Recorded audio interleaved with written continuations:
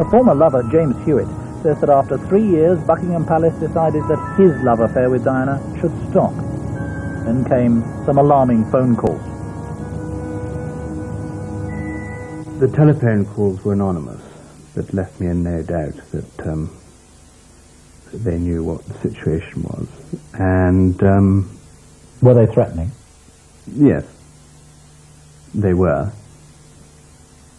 Inasmuch as they said that it was not conducive to my health to continue the relationship.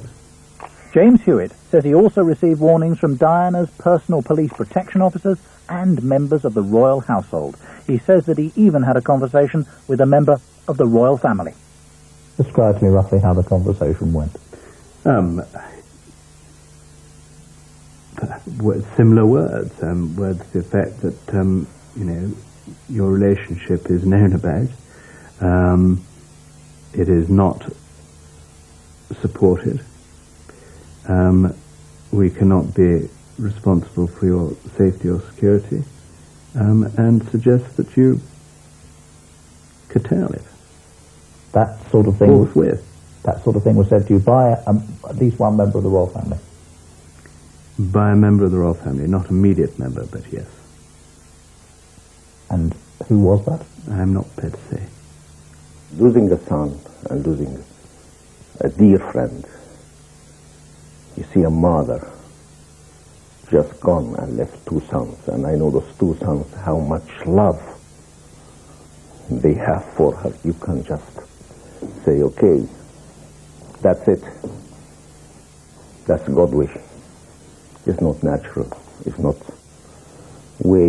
the way I had to take things, the way you see that's okay. That's God's wish, but you want to be sure that this is God's wish, not other people's wishes. Do you think it's possible that there would be those who would wish ill of the Princess of Wales enough to sort of do something really terrible to her?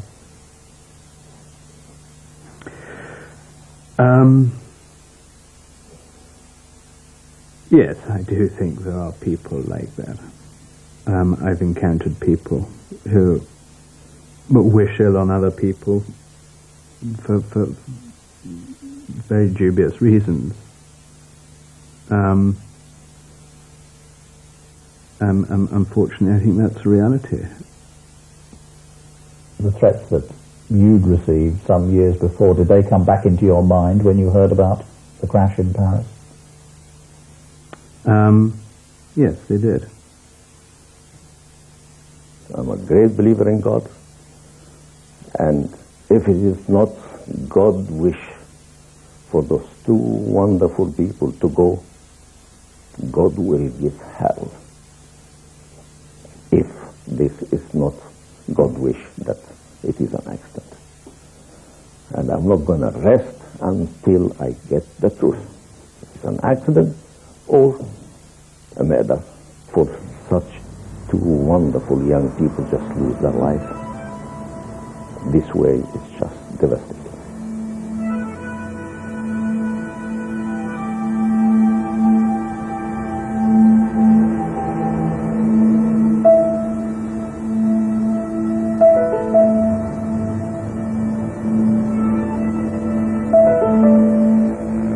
Diana's violent end shook and saddened millions. A drunk driver losing control seemed just about to make sense of the senseless. What we've discovered, though, is that so much more was going on. The very odd things about the high-speed smash. Paul's double life, the carbon monoxide said to be in his blood, the missing car, that Fiat Uno. So many mysteries.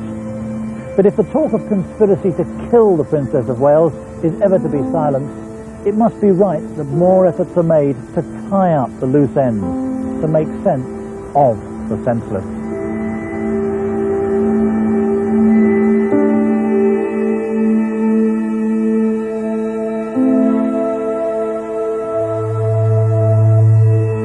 We'd like to apologise for the loss of picture during part 1 of this documentary. It was due to circumstances beyond our control.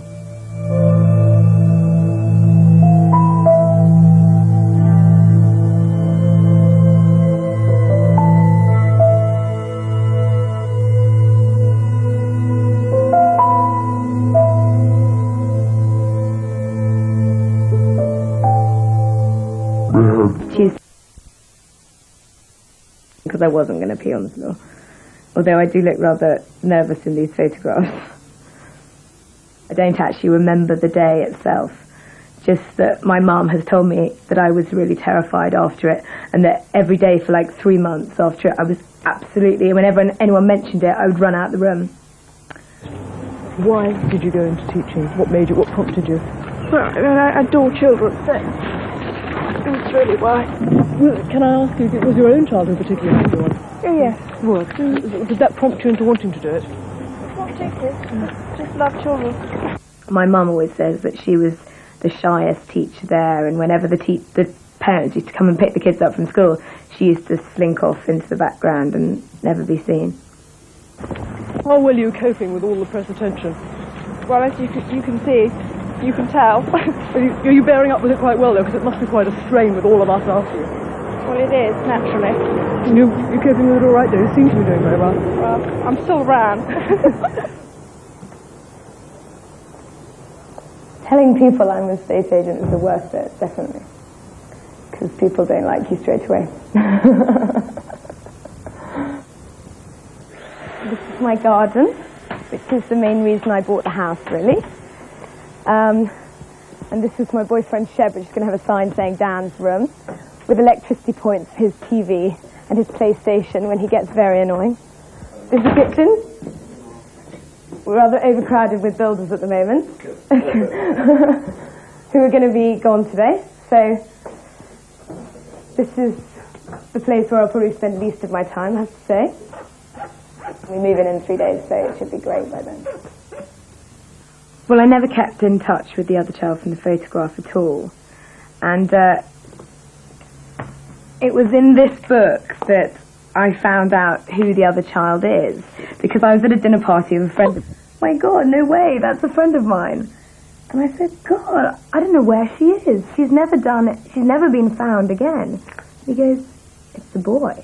And I was like, no way, everyone thinks this kid is a girl. It's a very great way to stay out of publicity, though, because everyone thinks it's a girl, so. Well, it was through friends. I wanted to teach children, and they said, why not come along? So I first started off doing afternoons, and then I took over the mornings and did whole days. But I only worked 3 days a week at kindergarten, and the other 2 I looked after American baby boy, which nobody seems to realise. It was very special to me.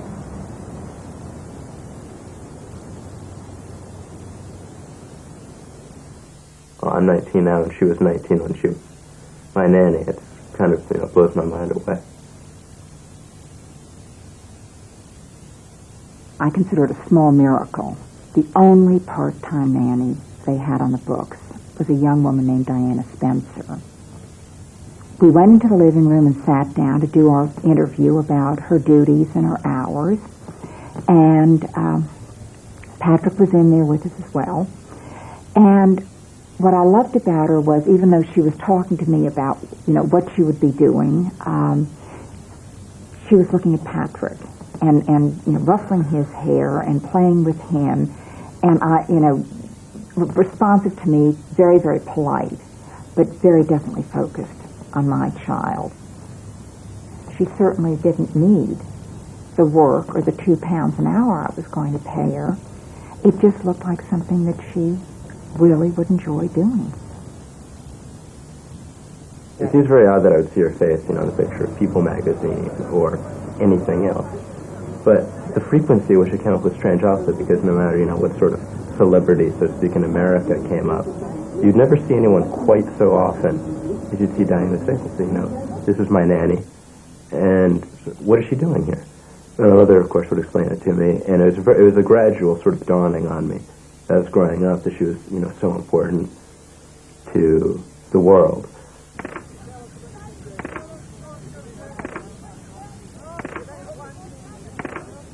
She was probably extremely embarrassed when she saw the photograph for the first time, especially as I doubt it was supposed to be on the front page of every newspaper, and now in every book about her, from now on, from then on, it's just been everywhere. And she must have been incredibly embarrassed and felt stupidly naive that she allowed it to be taken. And it must have been so obvious. The photographers' faces just must have been grinning from ear to ear when she stood up. It must be the best feeling in the world for them. Of course, I didn't realize at the time as an American new to London that the speech and the manners meant that this was no ordinary nanny, no ordinary teenager. I had no idea. It's really very poignant now for me to think of the fact that the press started following her at my front door with my child all those years ago, and that they never left her alone again.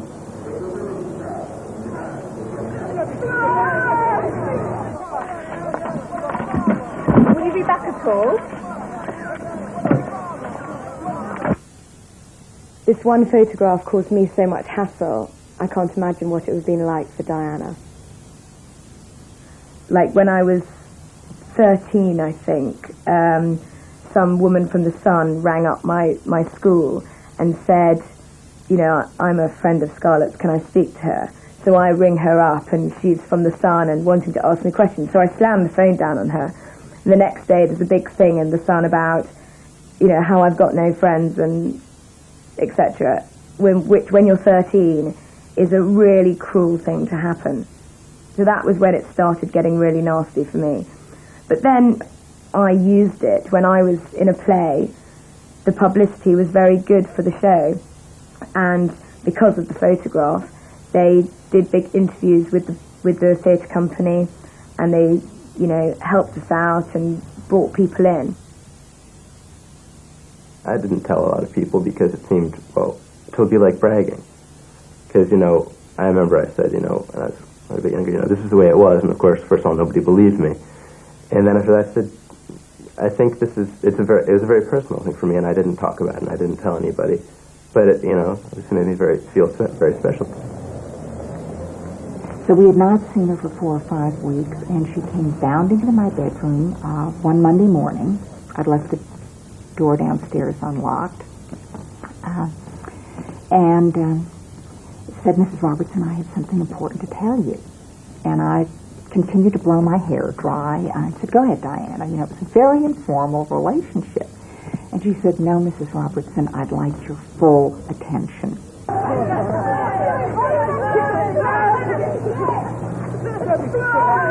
And she said, when you leave for work this morning, you'll notice there are reporters and photographers at the end of the news. I said, good heavens, Diana, what have you done? She said, well, I spent last weekend up at Balmoral. I said, with Prince Andrew, because I knew they were the same age. And she said, no, actually, it was Prince Charles. But he didn't invite me. His mother did. And I just, you know, laughed to myself, listening to her referring to Her Majesty the Queen as his mother, like any normal mother.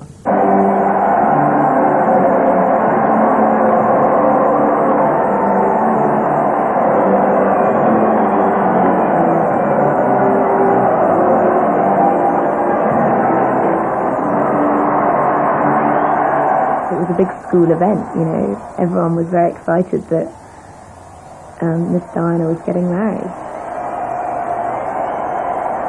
And Miss B, because most of the teachers there were known as Miss K or Miss B.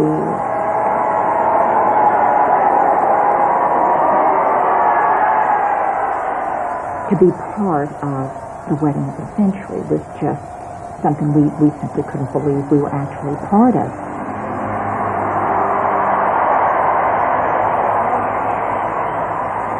The joy and the excitement there was just palpable. You could just sense it.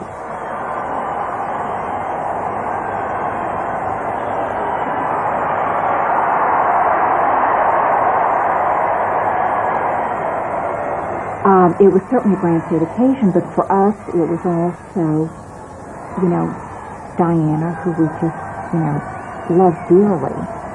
You know, it was our nanny marrying the prince of her dreams.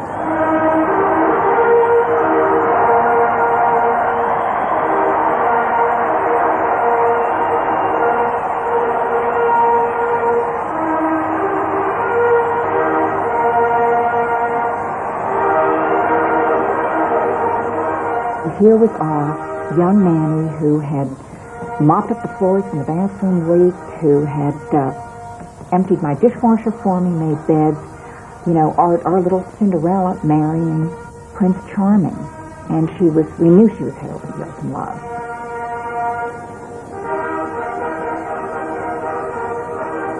Chrissy was known to be very shy before she became this huge public figure. She was always a very shy person. And that is, you know, it's not a joke. That's exactly how she was before she took on this royal persona thing.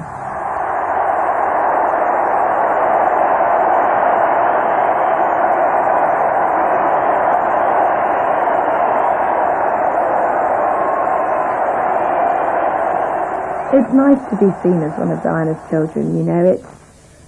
It's a nice feeling, you know, that I was involved in the whole thing and that part of her life in it for a very short period of time, you know. I like it, and otherwise I wouldn't be talking about it, you know.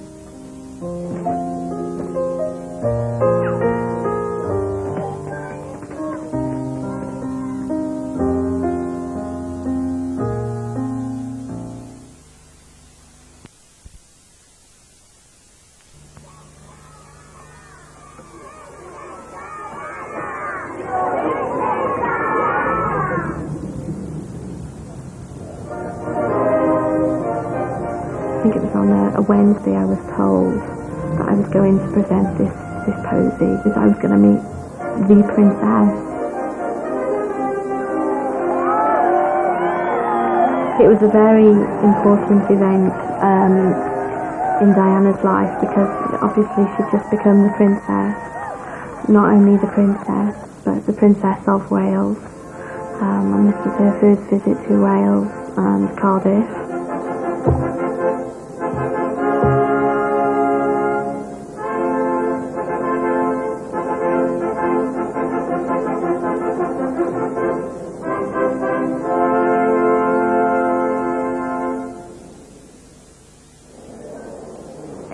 It was all one big boo-boo when she came out anyway, because she was supposed to stand in the doorway until God Save the Queen had finished, but as soon as she saw me, she stepped out, and I think the Lord Mayor tried to pull her back, and then I stepped out, and God Save the Queen was still playing.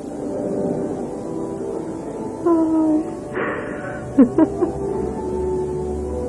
I seem so small compared to her. Told me, she said, oh, isn't it way past your bedtime, and you know, a little girl like you should be tucked up in bed at this time.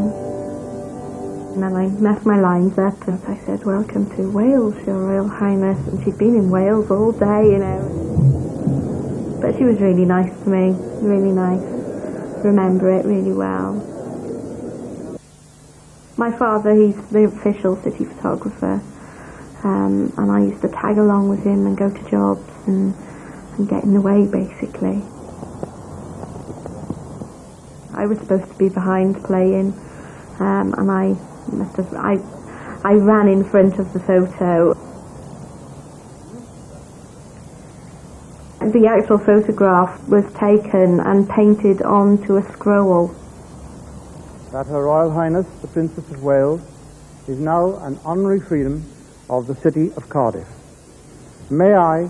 It's a very formal affair. I didn't remember it being so formal. Scroll of admission. Oh, that's when she was presented with the scroll. My picture's on that scroll. I'd like to try to express my thanks to you in Welsh also. Mae'n bleser cael dod I Gymru. Hoffwn so eto yn fuan. Diolch yn fawr. Well, you could tell she was really nervous about pronunciations and everything, but she did a really good job, and I think it made the people of Wales really proud. The Lord Mayor actually asked if it would be nice that the little girl that was on the scroll could present the posy to Princess Diana. It was brief, but it was lovely. It was all I needed, really. You know, I'd met the princess and that's all there was to it.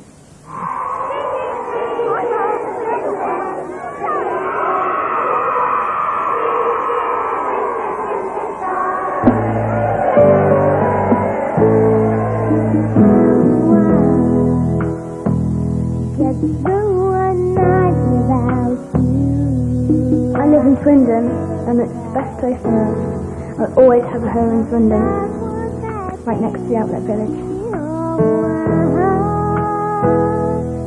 When I'm famous, I'm going to be the next Madonna, but not quite so raunchy. My dad grabbed me, put me on his shoulders, and we managed to push our way through the crowd right to the front. All of a sudden, Princess Di came out of nowhere, and everyone was screaming, going, yeah, yeah. I was really shocked that there were people there. I thought she was just coming to see me. I thought she was just coming to see me and she's going to meet me there and come back to my house. Play Barbies or something. We bought some tulips before I met her, and when I was getting out of the car, I accidentally got one of the heads caught in the door, and it just flopped a little. It didn't completely come off, thank God. When she actually got round to seeing me and my dad, she looked at me and she says, "Oh, there's flowers for me." And I handed to her and I went, "Broken."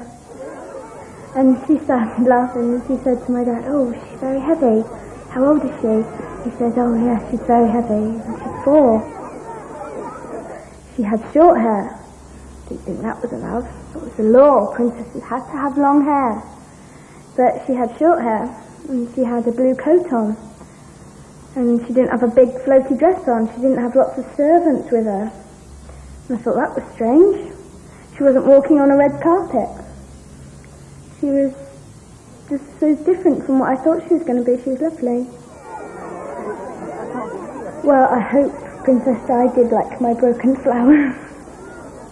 Because they were lovely tulips, really. They just flopped a little.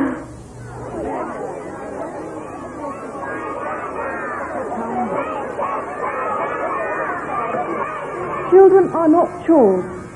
Hugging has no harmful side effects.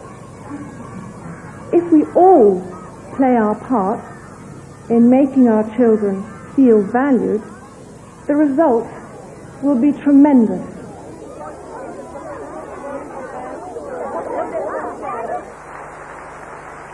I first met Diana in 1991 when I was being presented with the Champion Child of the Year award. Well, really, it doesn't affect me. I just try and get on, be as normal as I can. But really, because I can't grow as much. Also, things about health, I can't have a baby and things. And just really little things that I really get upset about sometimes. I've had heart problems, kidney problems, lots of internal problems. And I've needed lots of operations throughout my life. I suddenly did not know what I was supposed to be doing, so I asked her, "Should I be curtsying to you?" And I always remember her reply said, "No, I should be the one curtsying to you. You're all so brave."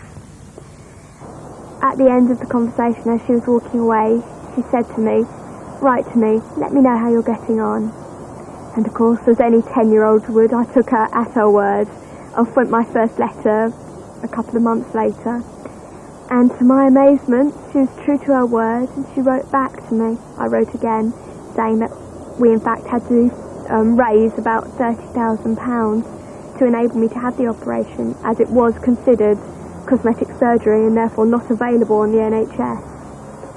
And to my amazement, after this letter, I not only got a letter back from Diana, but also a cheque for sum of money to help towards the cost of the operation, which I could not describe how much of a help that was. The letters turned to phone calls.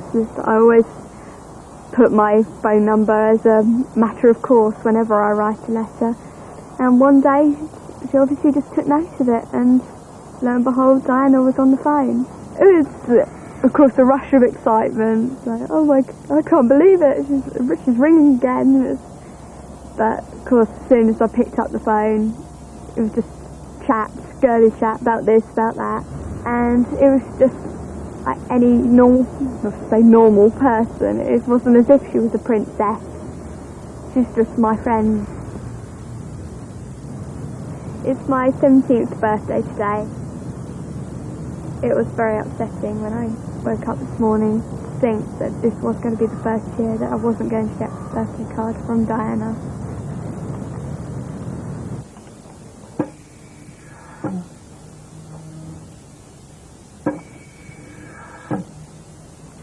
Good vibration. Well, in the morning, I have my physio. Then I have Britnell inhaler, a Pulmicort inhaler, Solvent inhaler. Then I have a nebulized colomycin and gentamicin. And I take some tablets, azithromycin, Spornox and steroids, and some other tablets. I don't like having operations.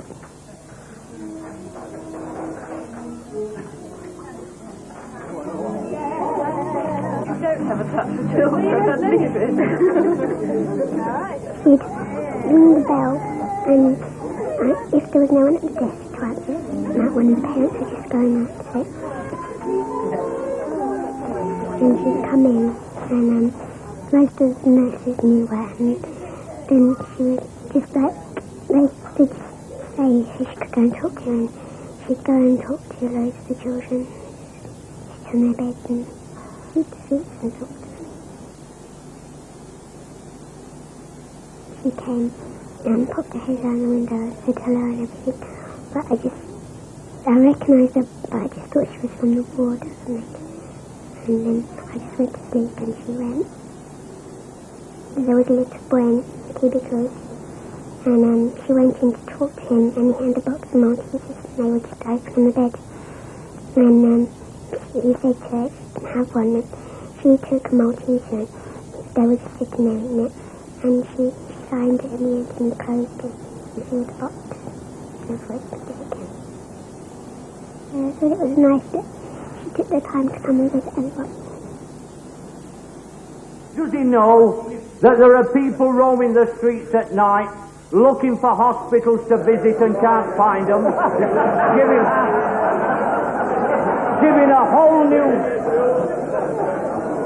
giving a whole new meaning to the term roving ambassador.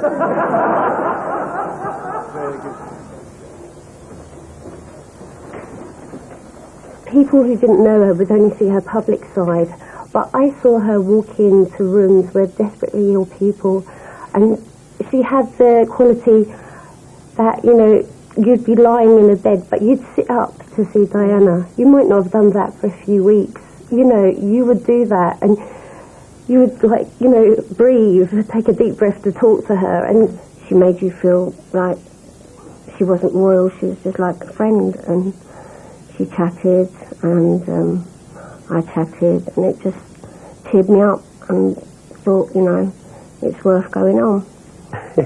When I said, I can't believe you're sitting on my bed, I said, because I'm usually standing on dustbin lists or bus stops, I said, just to get a glimpse of you. I said, there you are, sitting on my bed. And I had to compliment her how she looked as well. You know, because being single, I had to say, hello, Di. That's the way I felt with her, you know. The diabetes and CF didn't exist. I just had another boost again, and I got off my backside, and I started doing my treatment and getting back into it. And I was out within 2 or 3 days, and I've been on the high ever since I met her. You know, and I'm so proud to say to people, yeah, I met Diana, you know.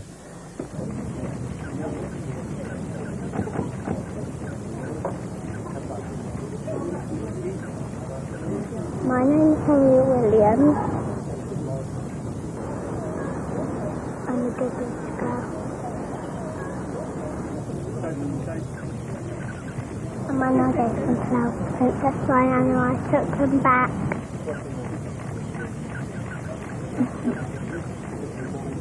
I wanted to give them to my mummy.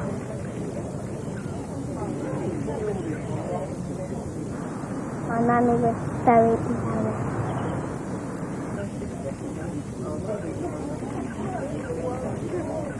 It was very nice for the blind people when she came.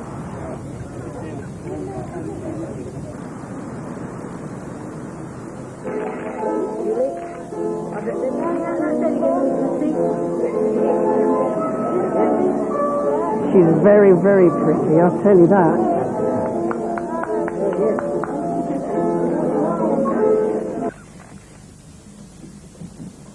Nothing would upset me more than just seeing a name on a top of a piece of paper and not showing any interest at all. I've got all my senses, and they haven't. They're missing one or two, and I'm learning how they cope and how they deal with the outside world who don't always want to know about them. I am very happy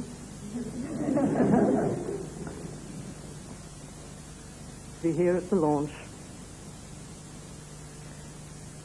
and I hope that it will help you, both deaf and hearing people, to greater interaction. Thank you.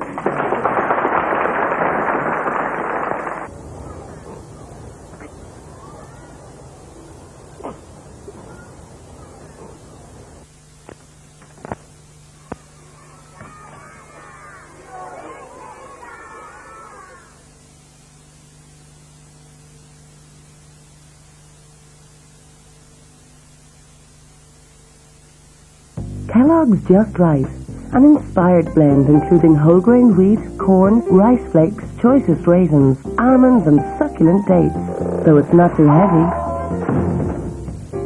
And it's not too light. In fact, it's just right. From Kellogg's. You're always looking for ways to improve the appearance of your wrinkles. So Rock has added twice as much retinol to Retinol Concentré Pur All-Night Treatment. Visibly reducing fine lines in 4 weeks. Retinol Concentré Pur from Rock. We keep our promises. When you need insurance for your home or for your car, you've a great insurer near you who will treat you like a star. For insurance with a deal and service you can feel. Phone Abbey, get on the phone to Abbey. Abbey's already Northern Ireland's #1 choice for great value insurance. So call at your local Abbey office or phone 0870 6055 and talk to Abbey now. With a deal and service you can feel. Phone Abbey, get on the phone to Abbey.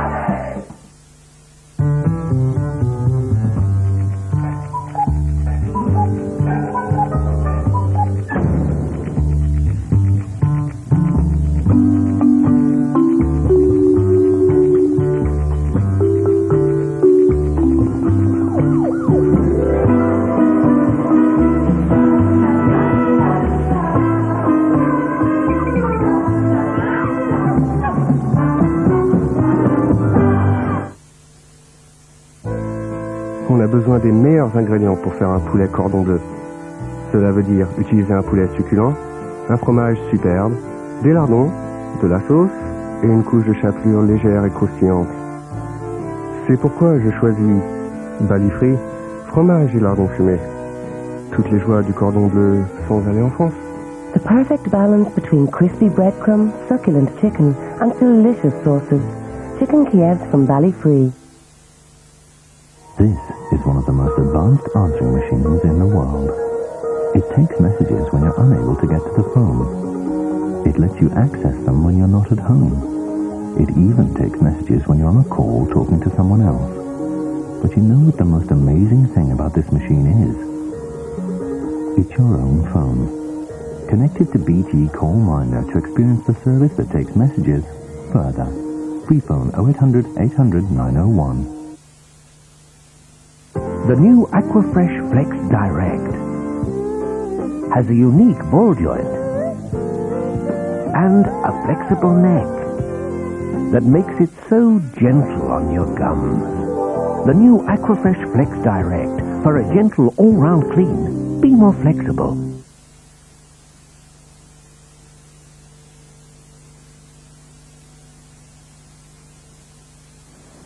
For 2 weeks and 4 days, I was with her every day. Here are the bubbly pictures. This is Marion, who met Diana on holiday. These are the original pictures that she took. Isn't it? Yeah, yeah. There are lots of these that are like professional shots, whereas that one immediately looks like a snap. Yeah, Which you've got. Put into that one. Nice. Yeah, yeah. The first time I called her Princess Diana. After she said, no, I am in holiday. I don't want you to call me Princess Diana. I just want you to call me Diana. I like that, the way the palm tree sticks out of the head. I mean, that's something And you that took it, a child could have taken, isn't it? She said, that is William, that is Harry. And I say my name is Marion. When you see her in the magazine, she has good dresses, she has makeup, but when she has nothing, she looks really, really nice.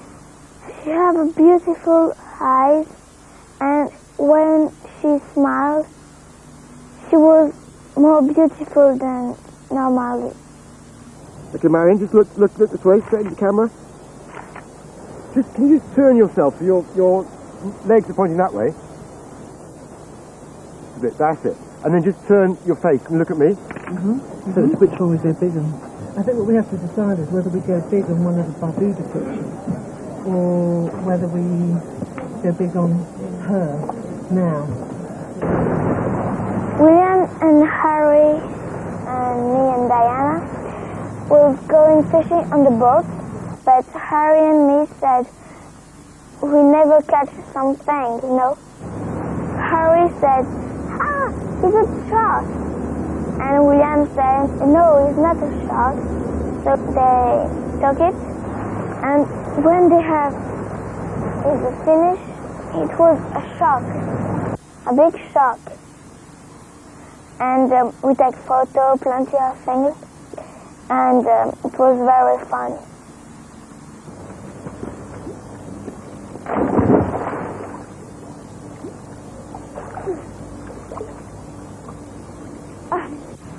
It's a big hotel, but me, I cannot enter because it was forbidden to children on 12 years. Diana invited me, then I could swim.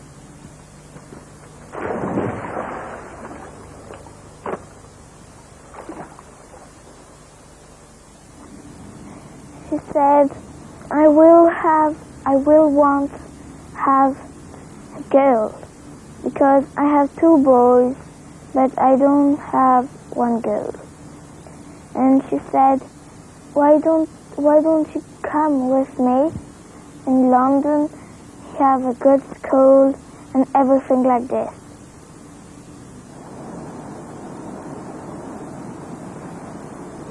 She asked me about what do I want to be when I was old. I said I want to be a vet. And I asked her what does she want to be, and she said, I want to help all the children who are sick and the children who have no home. I'm appalled at the dangers young people face on the streets and how vulnerable they are to exploitation. Young people whose physical and mental health has been severely damaged by life on the streets. Young people who take drugs to provide some escape from the hardship they face. Young people who have been attacked and abused on the streets and face the indifferent stares of passers-by who have no idea how brave they are or how much they have suffered.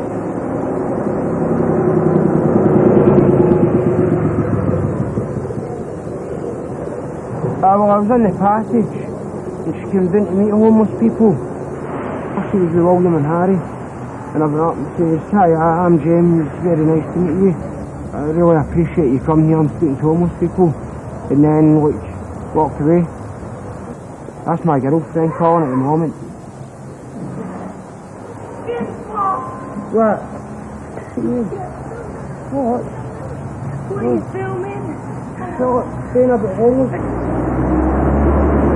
was just by taking William and Harry with her to Centre Point and that, was basically showing them, what real life was about. I thought it was brilliant. Yeah. You know, because she's showing them, life isn't all about snobbiness and arrows and barons and all that. You know, these people are normal living people as well. They've got a heart, they've got a soul. You've got to remember them. You know what I mean? She brought it more to attention than what anybody else has ever done. She genuinely cared. This duvet here, we've got to see, look, we're going to be soaked tonight. We're going to be wet, cold, freezing cold. It's going to be dark, dangerous. We ain't got nothing to look forward to in the morning. Usually we'll wake up by being kicked in the stomach or something by some woman. Everyone needs to be valued. Everyone has the potential to give something back if only they had the chance. She was just like me or you or anybody else. She wasn't like royal, she wasn't like, you know, I'm a Royal Highness Princess, right? It was like, I'm Diana, you know, how are you getting on? Oh, Princess Diana was an angel. She did more in a couple of years. She was patron to these charities than anyone else has done in 20 years. She really did care. No public relations advisor could have counseled on the role she has defined for herself, since it has no precedent. The princess alone decided that her position offered a unique opportunity for helping those less able to help themselves. To Her Royal Highness, the Princess of Wales.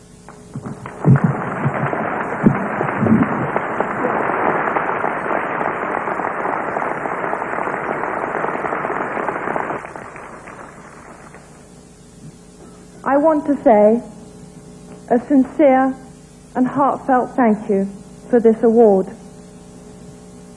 It is humbling to receive it and to know that some of you seated here tonight feel that I should be honored in this way. I was excited because I knew that her coming would immediately raise the profile of the hospital and then give us a chance of raising money. It's the only cancer hospital in Pakistan, and when you bear in mind that it's 140 million people.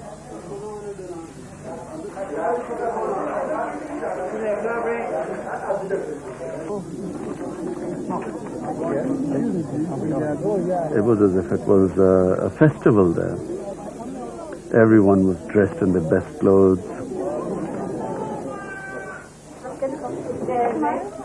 The patients, you know, suffering cancer patients go through a lot of pain.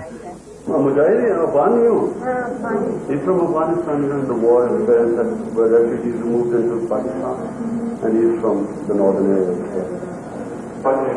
It's bizarre that someone could have such an effect on people, give them so much happiness. I think the children touched her more than anything else. The main reason would have been the children.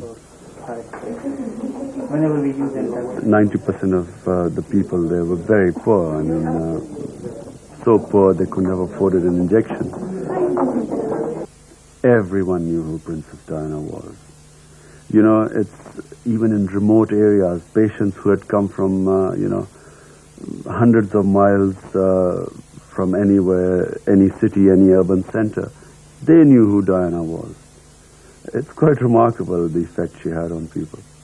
Children were fascinated by Princess Diana, so they kept coming to her, taking her autograph or just coming to see her. They were just amazed that someone they had seen in photographs or films was there.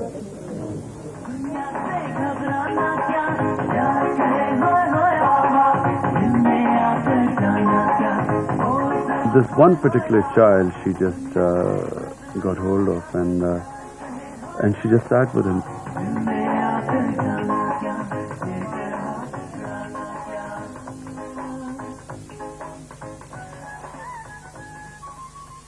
Diana was just making the transition from becoming a glamorous figure to someone who was taking the role of an international figure for charity, for international charities.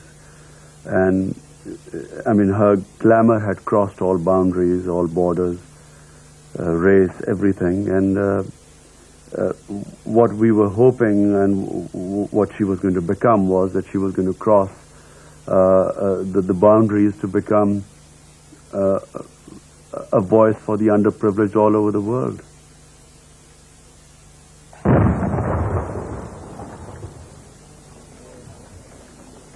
Like it or not, I've been quite a provider for the media. And now I'm asking for your help. Sparring. Even if the world decided tomorrow to ban these weapons, this terrible legacy of mine, already in the earth, will continue to plague the poor nations of the globe. The evil that men do lives after them. This is what we call a tromblon. This is a rifle grenade. I've already seen a little boy who threw it away, and he just had it in his hand, threw it away, and it came on a stone, and then it exploded, and he lost both legs and one arm. So, you know, it is very, very dangerous indeed. This is the problem, because very often children are playing with these things, and then the accident happens. So in my mind, a central question remains. Should we not do more to quicken the deminer's work, to help the injured back to some sort of life?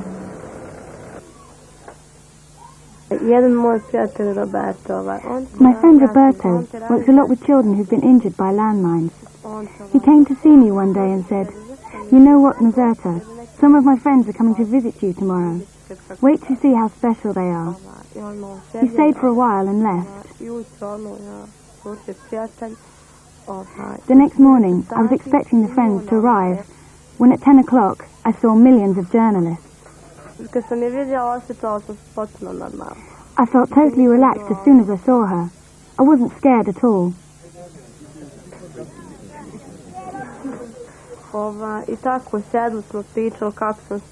Then we sat and chatted. She asked me how I got injured and whether it still hurts me.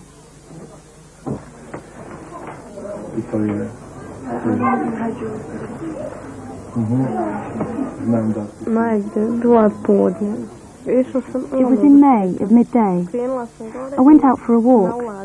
I was walking past a house, and there was a large white lid, like the top of a cooker, just lying in front of the house. I stepped on it, and the lid exploded. There'd been a landmine underneath it.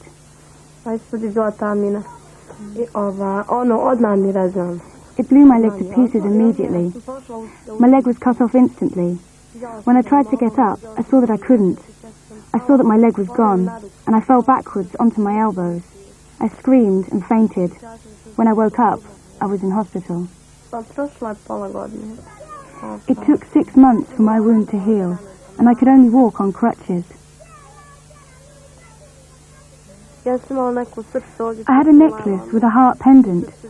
It had love written on it, and there was a letter inside the heart. She looked at it. She liked the heart. She left a good impression on me. There were lots of things I liked about her. She was really kind. She spoke gently to me. She was just a sensitive lady. At this very moment, there are children who are in peril. They may not be aware of it themselves, but for them, danger is at hand.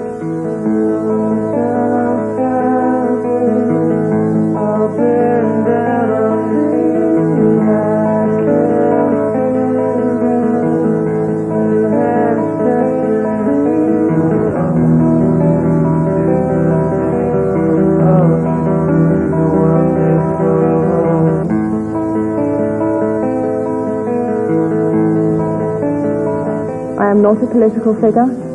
My interests are humanitarian. But the mind is a stealthy killer. The world remains largely unmoved by a death roll of something like 800 people every month, many of them women and children.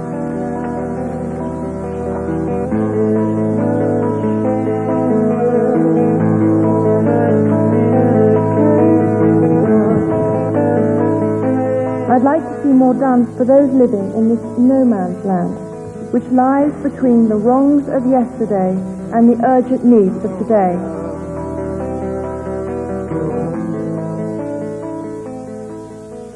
This is Zarko, that's me, and this is Princess Diana. It was taken just outside our house by the log pile last August. As I crossed my legs, the earth exploded in front of me. I flew into the air. I landed on my father's back and turned over. My father gave me some first aid, and he pressed here with his hand.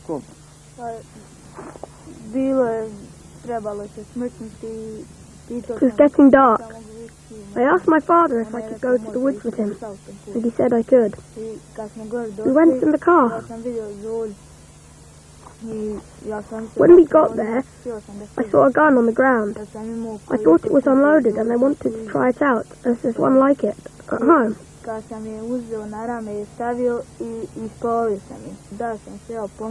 must have stepped on a landmine as I moved back, or else the gun was booby-trapped.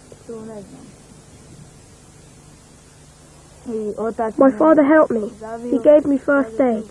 He drove me to a surgery nearby. I had an operation. Then they moved me to Belgrade. I was there for 7 months. I had 7 operations. There weren't any troops where I was hurt. There weren't any front lines. Where I got hurt, the front line had moved backwards and forwards 5 or 6 times. Everyone had been planting landmines around there. Now, no one knows which are which. 6 other children took the same path before me, and my father came back that way. I went that way, and I was injured. She said that she'd help us find homes for the future, and that we'd get better false legs.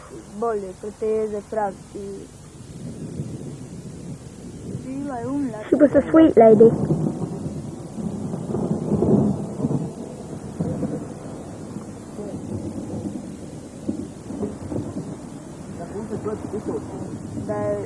Had she lived, she would have helped us.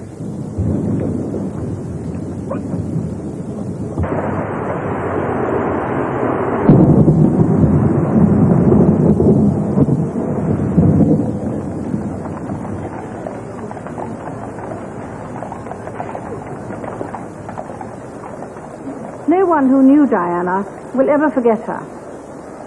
Millions of others who never met her, but felt they knew her, will remember her. I, for one, believe there are lessons to be drawn from her life and from the extraordinary and moving reaction to her death. I was really upset. I felt as though my mother or father had died. I was asked to follow the coffin. People to my left and right were crying. I was crying too. It was hard to walk. My false leg was pinching.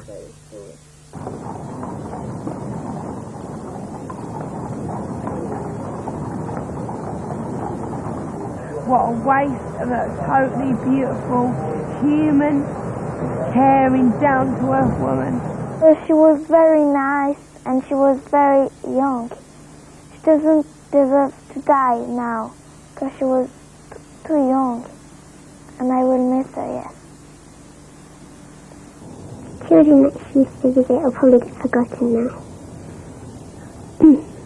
I think for the children that Diana did help, or everyone that Diana did help, is that one thing is that they have been blessed with the memory of her visits, of her kindness, and I think that will last as long as they live.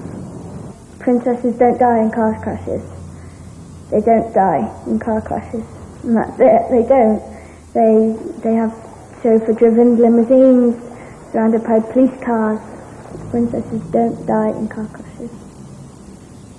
I took a small bunch of flowers and I laid them in the same spot that I'd given her posy to her, and I felt like she'd really received my flowers, my gesture.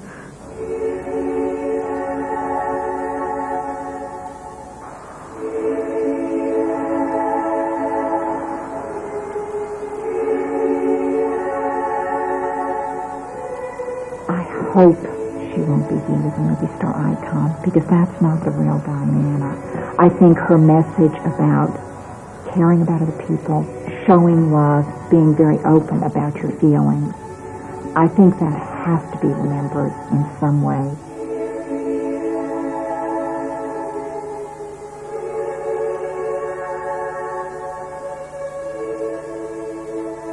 She may not have been the perfect person, but there's no one who's perfect, so that image is straight out. But she brought a lot of happiness to so many people. And I think the real thing about her is how humane she was, how normal she could be when she was with normal people, how she could just sit down and chat to some child in a homeless child, or someone with leprosy, or someone with no arms, or no, something. She never felt awkward. That's the way she came across to me in the press, is that she didn't feel awkward about doing good things if it wasn't quite the right thing to do. To touch someone with AIDS, was totally unheard of when she did it. And yet, she didn't even think about doing it, she just did it. That's the real benefit of why she got through to so many people, I think, because she didn't have her nose stuck in the air. And if by chance that special place that you've been dreaming of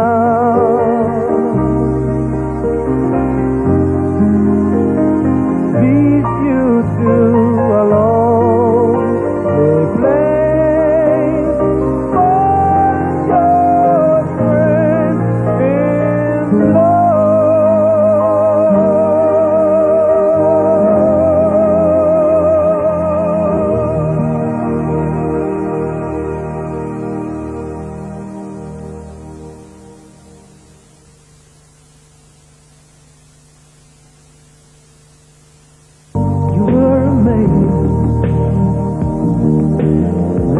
so many people want to be there by your side, and when you turn to me and smile, you took my breath away.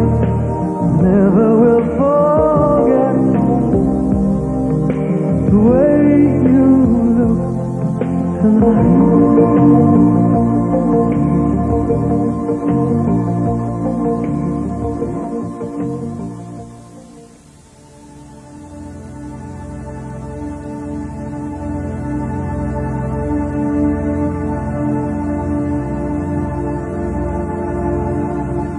Reports from Paris that Diana, Princess of Wales, has been killed in a car accident, and that her partner, Jodie Fayed, has also been killed.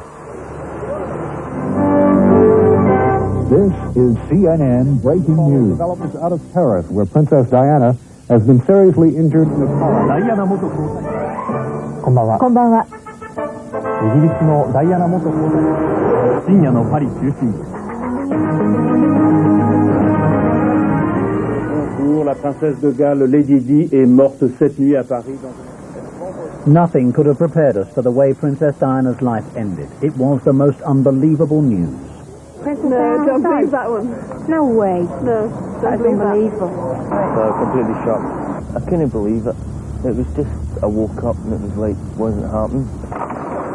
It's real. Tragic. Oh, it's a bit shocking. My mother told me when I phoned her to tell her I was home, and I still can't believe it. Can't believe it. Where were you? How did you hear? None of us surely will ever forget the moment we found out. For me, it was a phone call in the early hours of Sunday, August the 31st, bringing me here to the ITN studios to begin a week of reporting the saddest and most remarkable developments I've ever dealt with. A week when the world seemed to stand still. Since then, the hundreds of letters and messages I've received are to me vivid reminders of how so many people were affected in so many ways. But why were they affected? Even people who did not consider themselves fans of the princess shed some tears. The truth is, it had always been difficult to be indifferent to Diana.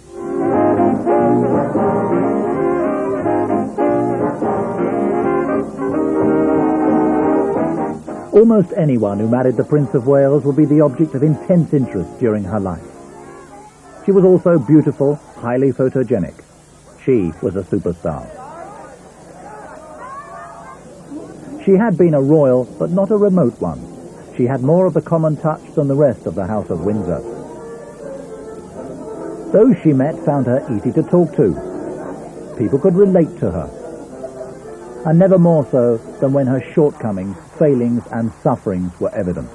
We got to know that she'd been desperate enough to consider suicide, a complicated, all too human person. An impressive generation of business leaders. I am proud that British companies provided the technology to assist your development. On the other hand, she was privileged in a way that few can dream of. She could be careless of the feelings of others, especially those she counted as friends, and some of those who worked for her.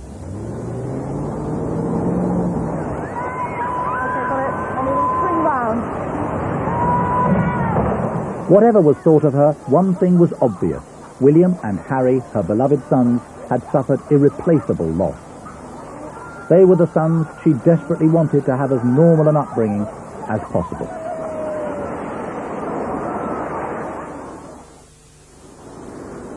Diana's death was confirmed at the hospital in Paris, where doctors had struggled in vain to save her life.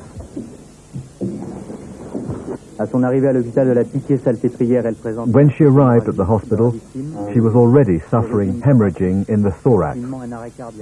Then she suffered a stroke. The lung vein was badly injured, despite the care and the heart massage, which was administered for 2 hours.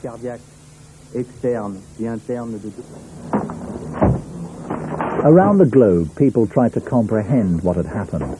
From the newsstands of America to the streets of Japan, where there were special free editions of newspapers reporting Diana's death. Universally, they began to lay flowers, from the steps of the British Embassy in Washington to the gates of Sandringham Estate in Norfolk, where Diana lived as a small child.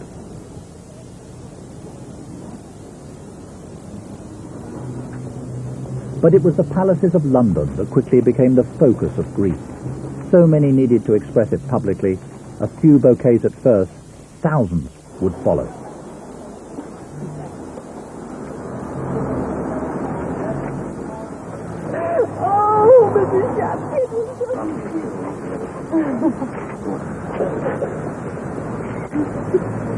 She's been a great inspiration to me, and I'm sure she's been a great inspiration to women all over the world, and I just felt this was the time to come and say goodbye to her. Just like I thought that I've known her as a friend, and I felt for her children. Very sad. I mean, flags at half-mast everywhere, and people's hearts at half-mast as well, I think, really, you know. Everyone realised it. You don't know what you've lost until it happens. The first flowers were laid at Kensington Palace, Diana's home, at 6 o'clock that morning. We stopped at an all-night garage and bought some flowers. I bought a little yellow plant, and we went straight to Kensington Palace. And I'd often seen her drive in the gates or out of the gates. And I half expected her to come out in her gym things on her way to the gym, like you see on the television so often. But slowly, as people began to arrive, and there were a lot of people crying, you realised that it was true. It was very hard to take in. Here he is. Tony Blair had been in office for a day under 4 months.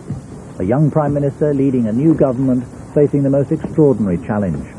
Blair, on his way to church in his County Durham constituency, knew he'd always be judged by what he would say at this moment. The people everywhere, not just here in Britain, everywhere, they kept faith with Princess Diana. They liked her, they loved her. They regarded her as one of the people. She was the people's princess. And that's how she will stay, how she will remain in our hearts and in our memories forever. The people's princess, the way Diana would be described over and over again. Tony Blair had spoken of his feelings, and the widespread view was he'd been right to do so. But the thoughts and feelings of the royals up in Scotland stayed largely hidden. The first public view of the family came as they drove the few hundred yards from Balmoral to Crathy Church. William and Harry were among them, duty being done the royal way, yet this stiff parade seemed wrong. The monarchy seemed in grave danger of misreading the nation's mood at the start of the Crown's most difficult week since the abdication. During the Crathy service, the princess wasn't even mentioned. And amid the grief at the palace gates, anger. The first reports from Paris had talked of paparazzi, freelance photographers, chasing the doomed princess in her speeding car. The media was getting the blame. Why did they pay so much money for the photographs? Why were the paparazzi after them? If there was no money in the photographs, they would have been after her in the tunnel. She's allowed to lie. She's allowed to lie. Of course, and they took it. They have taken it. Okay. They've taken her life. Everybody is at fault. Everybody is at Well, I wouldn't buy the Sun even for this. I wouldn't even buy the Sun for the toilet paper. It is. It's your fault. It's your fault. It's not my my fault. fault. The public would buy the. In South Africa, Earl Spencer emerged from his home.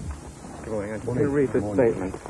It would appear that every proprietor and editor of every publication that has paid for intrusive and exploitative photographs of her, encouraging greedy and ruthless individuals to risk everything in pursuit of Diana's image, has blood on his hands today. As the Earl's words reverberated, Prince Charles left Balmoral for Paris to bring the body of Diana home. Whatever his former wife's official status, she'd lost the style Her Royal Highness when they divorced, Charles decided straight away that in death she needed to be treated as royal. He saw it as his duty. He was no longer her next of kin, but she was the mother of his sons. Indeed, there was little or no hostility between them when it came to the children. The sense of shock in France was as great as anything this side of the Channel. Waiting on the steps of the hospital was the French president with words of condolence.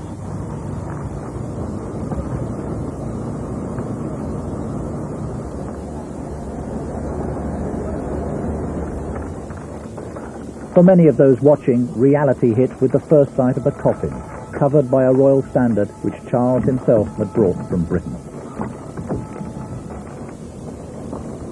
The prince, Diana's sisters with him, thanked the hospital staff for what they tried to do.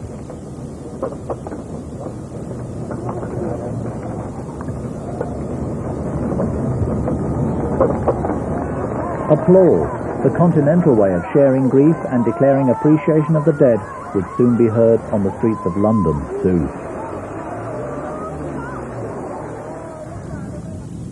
The coffin was taken to a Paris airbase for the short flight across the Channel.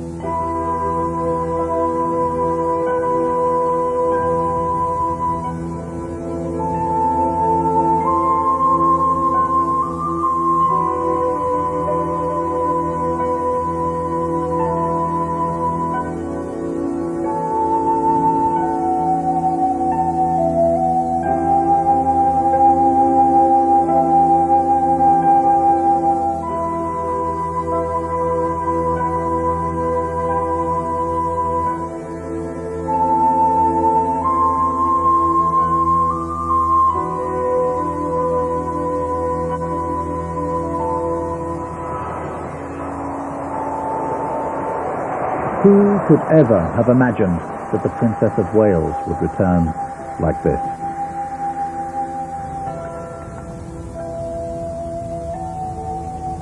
She was carried by RAF servicemen at the military airfield at Northolt on a breezy, sunny evening.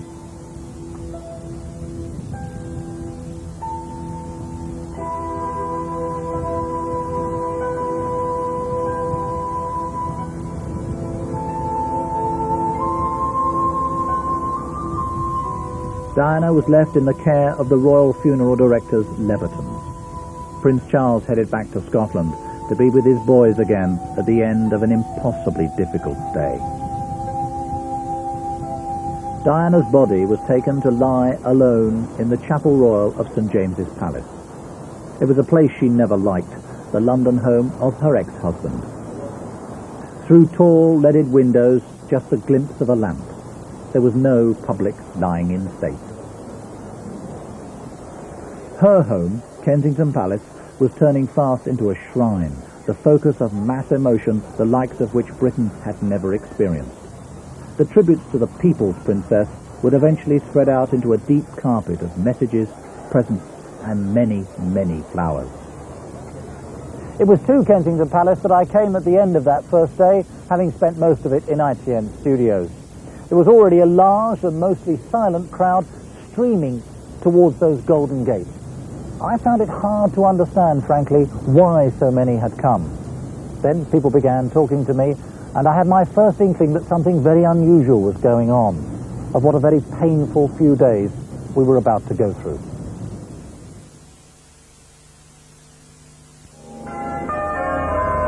No one talked of a week of official mourning, but it began to happen anyway. Everywhere life slowed down, paused to remember her. Princess Diana has touched the hearts of men, women and children throughout the world.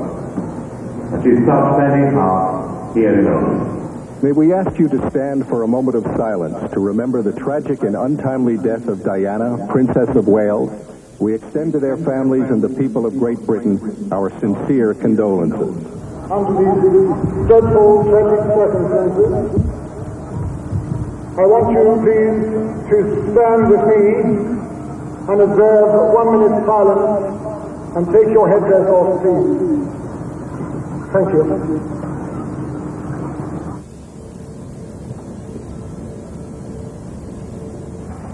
It's made us thoughtful this morning because we've had some very sad news that we share.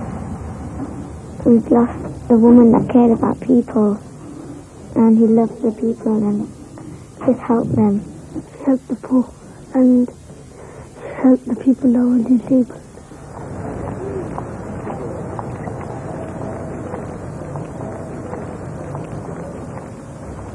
In London, Harrods went dark. Its owner, Mohammed Al-Fayed, whose son Dodi died with Diana, ordered 11,000 light bulbs be extinguished. They'd only had a short love affair, but had made no secret of being close, and much of the public seemed to accept Diana and Dodi were very much a couple. He was buried within 24 hours in accordance with Muslim tradition. After a service at Regent's Park Mosque, his body was taken first to a cemetery in Surrey. Later, he'd be buried not far away at his father's home. Mohammed Al-Fayed's grief was combined with a blazing determination to see the prosecution of the photographers he considered responsible for the crash. 7 of them had been arrested in Paris. Even though they denied misbehavior at the crash scene, the paparazzi were condemned by almost everyone. Suddenly, though, the blame shifted. The chauffeur became the story. Not only speed, but now we discovered drink had played its terrible part in Diana's death. The Ritz's security cameras showed the chauffeur, Henri Paul, on his way to the Mercedes for the last drive, Diana and Dodi with him. Using a rear exit to try to avoid photographers, they were entrusting themselves to a man later said to be 3 times over the limit, who'd also taken antidepressant drugs, a driver totally unfit to drive. It had been an awful thought that the paparazzi, hot on the chase, had caused the crash, which only the bodyguard Trevor Rhys-Jones had survived. The new reports were harder to cope with. Diana had got into a car with a drunk driver, and neither Diana nor Dodie had been wearing seatbelts, which might well have saved their lives. The more we found out, the more senseless the tragedy became. The grief and the need to express it took the most modern form. Buckingham Palace is on the internet, the electronic global village, and its website was inundated. From all over the world, there were 600,000 messages of condolence amid 35 million visits to the site in the fortnight after the accident.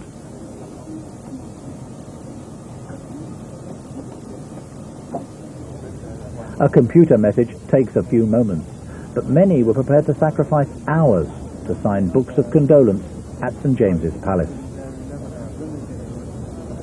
Queue was endless. So I thought, well, I left my bunch of flowers there amongst all the others, and I thought, oh, I'll queue for an hour or two. But I just had to keep queuing and queuing and queuing. I just couldn't get off that queue. I just felt I had to be there till the very end, kind of, to the end. The atmosphere from that week, people were kinder to each other. They were giving. While I was queuing up, people were coming around and saying, would you like a sweet, would you like an apple, would you like a sandwich? Oh, why can't people be like that all the time? We queued from 1:30 until 11 o'clock that morning. You know, you just slowly, the queue was going so slow. Exactly 11 o'clock, we got in to sign the book of condolence. And you just sit there and you just don't know what to write. You've waited so long, and you just get there and just don't know what to say. Overseas, British embassies had streams of callers too. Among them, the leaders of the world. The Prime Minister of Japan was one. King Hussein of Jordan, another. It wasn't just to embassies and palaces they came, but to places that the princess herself knew well, places like Great Ormond Street Children's Hospital. Here, in the chapel, they now have 7 books of condolence, with at least 3,000 messages expressing personal loss and the hope that Diana is now at peace.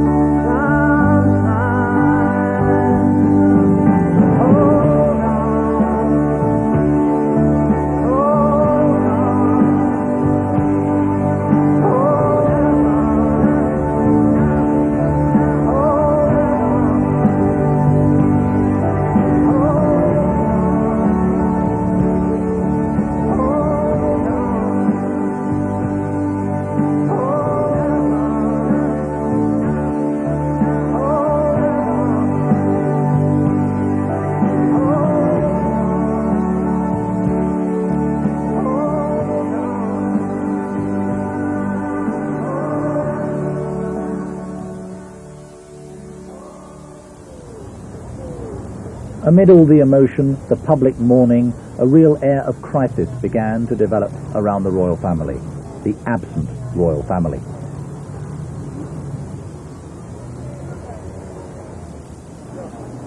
An empty Buckingham Palace flagpole stirred up fury.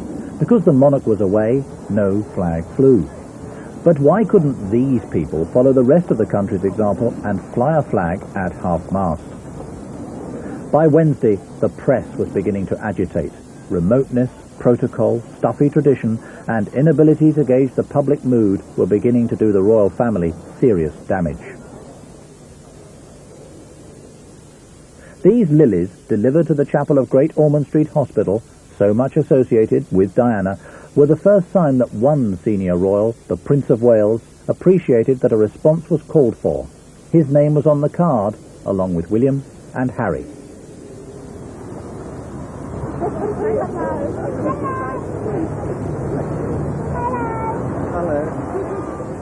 A man whose keen judgment of public mood had propelled him to Downing Street had started regular discussions with Charles.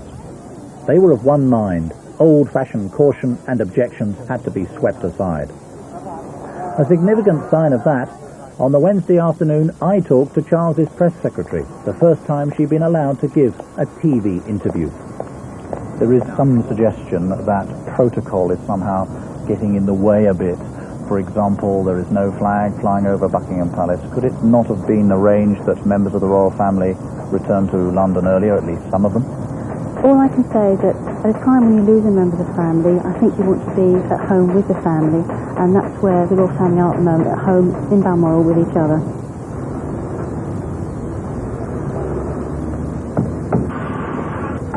Preparations for Saturday's funeral were now well underway. At Charles's specific request, the funeral route was greatly extended. It would start from Kensington Palace, rather than St James's Palace, doubling the distance to let many more see the cortege pass. But it didn't stop the criticism. On Thursday came some of the most scathing headlines of the Queen's reign. The row about the flag that didn't fly wouldn't go away. The tone was turning distinctly hostile. There were accusations of media hype, that we in broadcasting and the newspapers whipped up public hysteria by exaggerating private sorrow and shock. Were we guilty of it? I don't think so. We were constantly taken by surprise at the strength of emotions. And like other reporters, I myself heard here on the streets complaints that the royal family appeared to care so little. I felt at the time they behaved badly. I was waiting for a public statement from the Queen to say how they felt. And I've since read that they wanted to be with the princes and comfort the princes. I can understand that now, but at the time I was very angry. I wanted to see the flag come down half-mast in the week. And I wanted the royals to say how they felt, because they must have all known how we felt by then. I think they all ought to have come down to London straight away. I mean, it was said that they were in Balmoral with their, privacy and grief and things like that. Well, they wouldn't have had to come out of Buckingham Palace. If they'd come down, it would have showed us that they cared a bit more. There's a lot of rewriting of history going on, saying nobody was really criticising the royal family at the time. Nobody was particularly angry about issues like the flag and the fact that the royal family didn't make an early statement and talk about it. This is all got up by the media. Well, it wasn't all got up by the media at all. This was an accurate reflection of what people were saying and thinking on the streets. They were acting in a way which flabbergasted me initially, and if anything, we were toning down the things that were being said on the streets. I actually went through copy at one point, removing a couple of phrases about the royal family because I thought they were so over the top. The pressure produced another unlikely development. The Queen's own press secretary, who'd never appeared on TV before, surprised the broadcasters by appearing in a studio set up outside Buckingham Palace. The Queen has asked me to say that the royal family have been hurt by suggestions that they are indifferent to the country's sorrow at the tragic death of the Princess of Wales.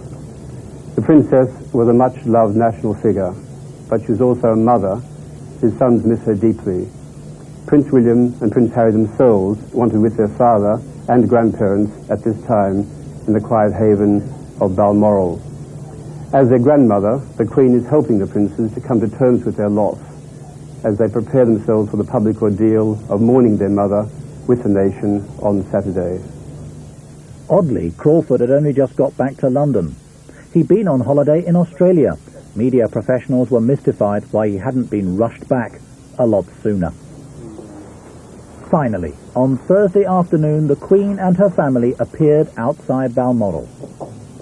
They got their first sight of the sort of messages and flowers that have been laid in many different places, their first sight of what the people thought. The Queen's emotions were hard to read. For Prince Charles, the start of the hard, often heartbreaking job of being a single parent to boys who'd lost their mother. All were concerned for William and Harry, but the family knew that however daunting the ordeal, the world had to be shown that they were caring and suffering too.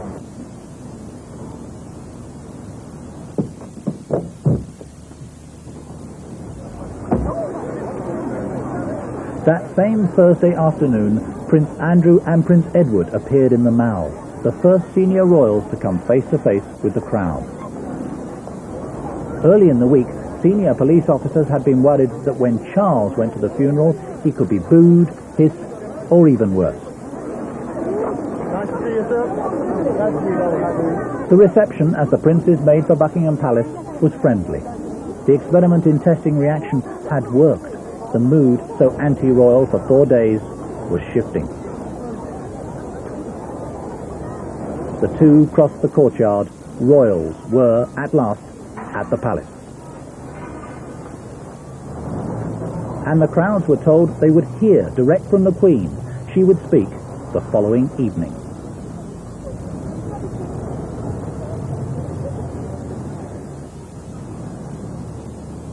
At Westminster Abbey, the funeral service was taking shape.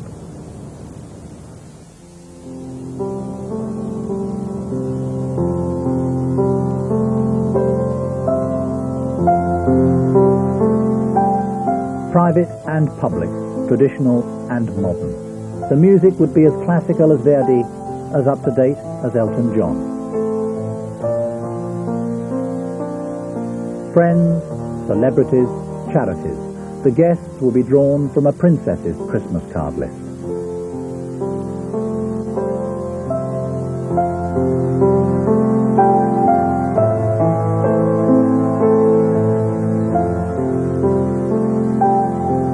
This is one of the nicest British invasions that the White House has ever had.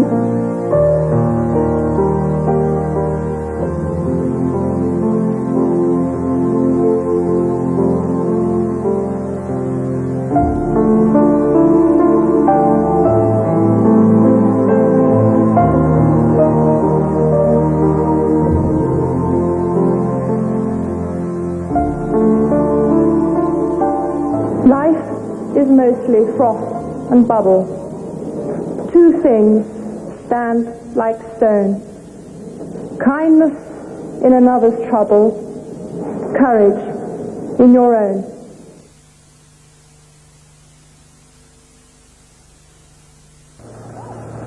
On Friday, the day before Diana's funeral, the royal family set off from Balmoral for London.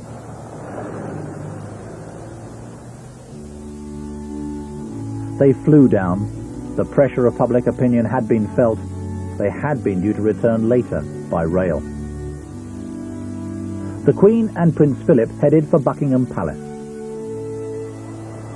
No one could be sure what would happen when they got there.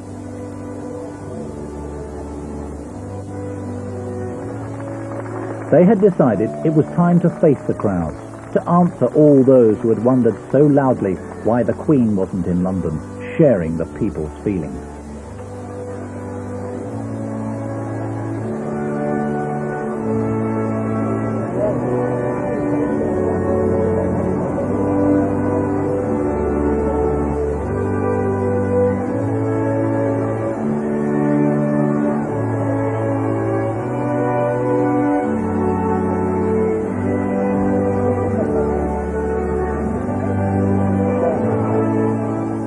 The famous palace flagpole was still bare.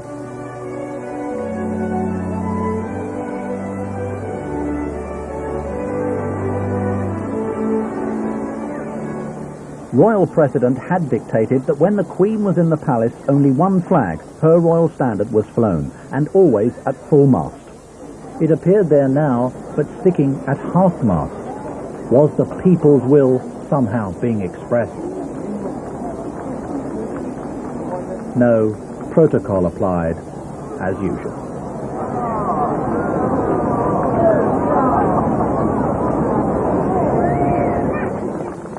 Almost all formality was forgotten, though, when Charles and his sons went to Diana's home. The public reached out to them. Charles. Charles. Thank you so much. Thank you.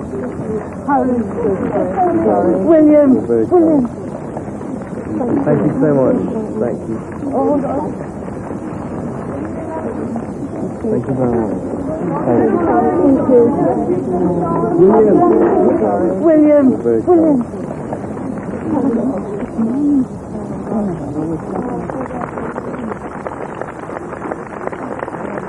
There would be few more poignant moments than these in the gardens of Kensington Palace on Friday afternoon.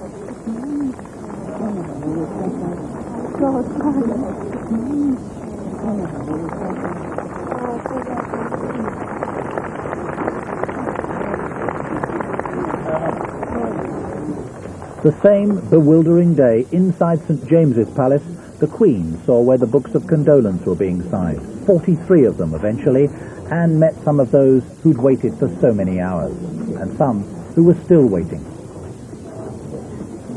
When I realised she was heading towards me, I sort of panicked a bit. She asked how long I'd been there, and I said about 9 or 10 hours. And she asked me where I'd come from, and I said Bow in East London. And she apologised for keeping us waiting. And I said, well, I'd have waited all week, if necessary. I asked her if she would accept a red rose that I bought for Diana. I'd actually bought her 6. I thought, well, I'm sure Diana wouldn't mind if I had 5, because I had candles on. And she said, yes, that would be very nice. So I tried to get out of the bag, and it all fell apart because I had no water. And she smiled and said it was very kind of me. Thanked me, and off she went. If sympathies were beginning to run the royal family's way, the Queen's biggest test was about to come. Her live broadcast was on Friday evening at 6 o'clock, a monarch much attacked, addressing literally the world. The speech could have been filmed in a quiet, elegant room, the way royal broadcasts are usually done. Instead, it will be just inside the palace's famous balcony. The crowds thronging the railings outside could be both seen behind the Queen and heard. So what I say to you now, as your Queen and as a grandmother, I say from my heart, no one who knew Diana will ever forget her.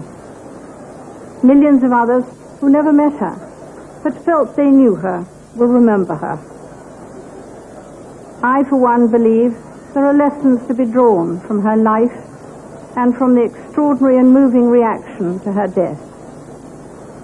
I share in your determination to cherish her memory. She sounded very sincere, and she looked as though she was very moved, and I think that will satisfy everyone. I just think it's a pity that the media and everyone else has forced her to stand in front of the cameras and make a speech to satisfy the public. As a tumultuous week drew to a close, London was filling up with those intending to see the funeral for themselves. Much of normal life appeared to be suspended. Shops did much less business than usual. Doctors reported far fewer cases of depression and stress. Mourning the princess helped release all sorts of emotions. There were many unusual effects of that week. Crime across the country was down. Fewer holidays were sold than usual, and estate agents sat twiddling their thumbs. No one wanted to go house hunting. And people spent longer on the phone, especially on foreign calls. Families felt they wanted more time to talk.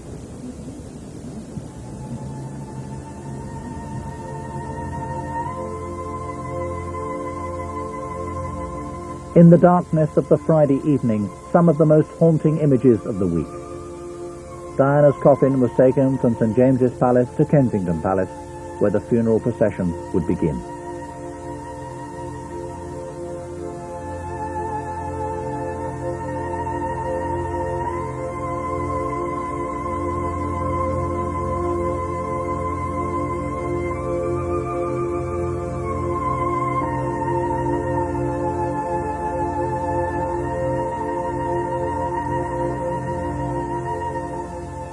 It was the most dramatic rehearsal imaginable, for the next morning.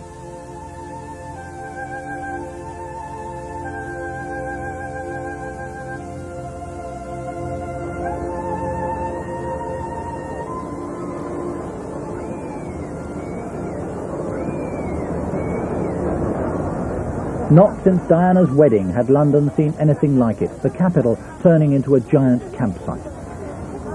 It's unique. I've never experienced a mood like this. I've been to many incidents with the Salvation Army vehicle, but this is absolutely unique. You have strangers who are friends within minutes. The atmosphere is so pleasant towards each other. They're doing things like letting people out the queue and back in again 5 minutes later. It's absolutely unique.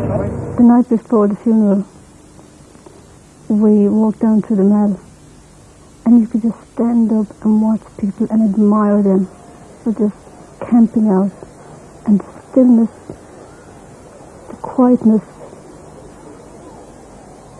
and you could just, I think you could have talked to anyone. You weren't afraid. Everybody showed their emotions, you know, crying or talking to each other. I'm not saying a thing maybe, but you just felt like, you know, the person next to you was your friend. You know, we're all kind of friends, which I never experienced before, you know. It was almost as if you had a personal loss. This is the extraordinary thing. It wasn't just a sad occasion, but it's almost as if you had a personal family loss. Make me a channel of your peace, where there's hatred, let me bring your love, where there's injury, your pardon, Lord, and where there's doubt, true faith in you.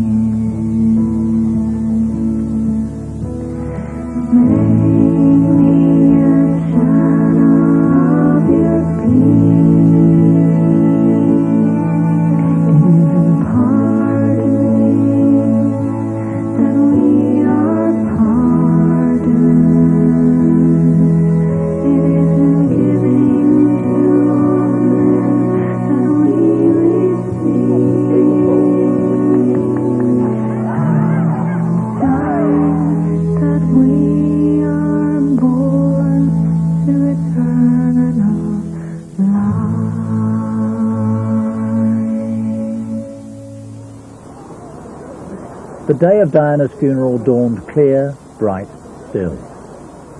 Many had spent the night trying to sleep.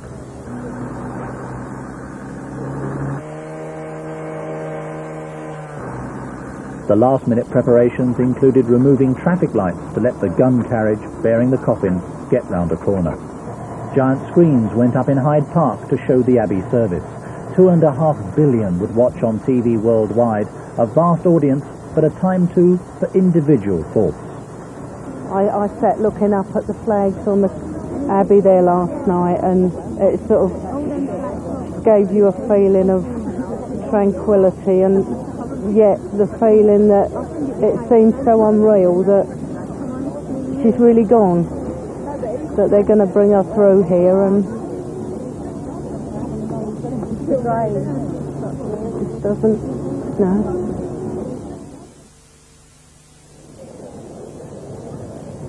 Kensington Palace, just after 9 o'clock on the morning of Princess Diana's funeral. The crowd had fallen almost completely silent. Men from the Welsh Guards were chosen to be the pallbearers, 8 to carry the coffin with a drill sergeant and an officer.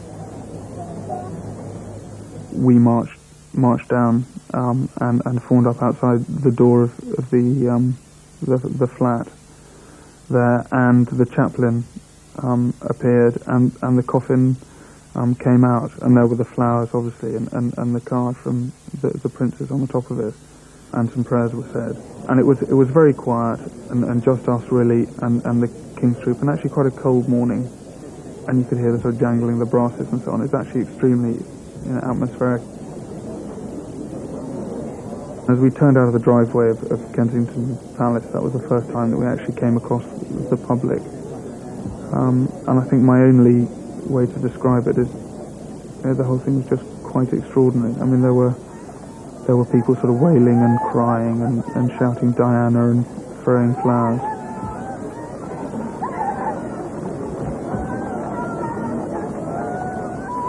And our first concern was that the horses might play out with flowers hitting them, and the second one was that we'd get our bearskins knocked off.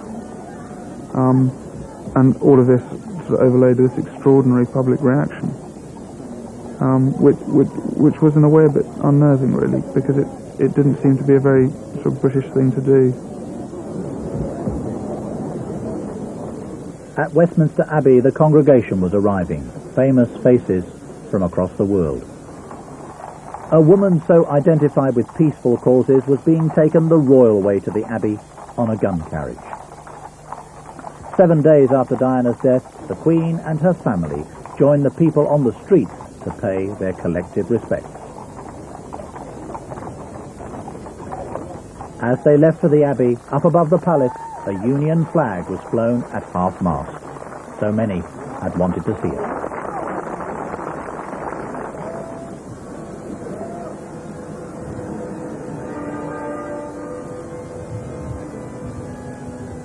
At St James's Palace, Diana's sons, with Prince Charles and Earl Spencer, prepared to walk behind the coffin.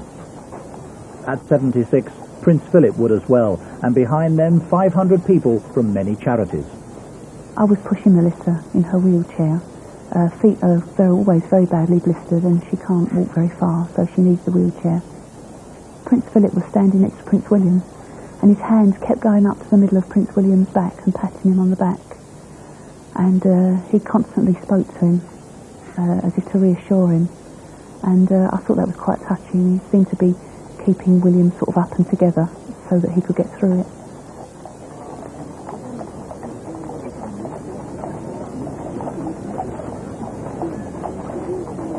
And I did feel like crying, but I really tried hard not to do it, because I thought if her sons were being brave and were walking in front of us and taking part in that procession and they weren't breaking down, then we shouldn't either.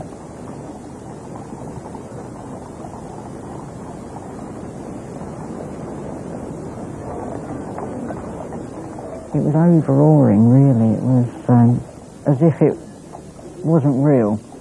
We were there, standing right at the front, right up directly opposite us. There were TV news cameras from throughout the world with satellite dishes up, and we obviously realised that it was a world event that we were taking part in.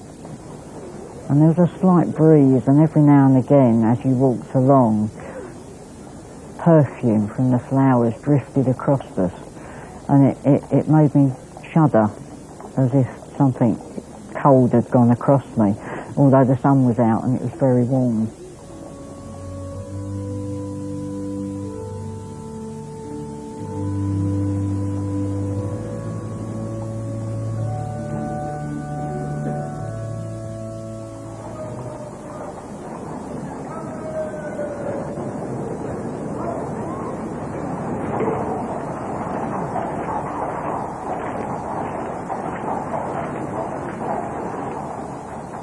As the procession passed under Horse Guards Arch, a quick reassuring touch from Earl Spencer for Harry and from Prince Philip for William.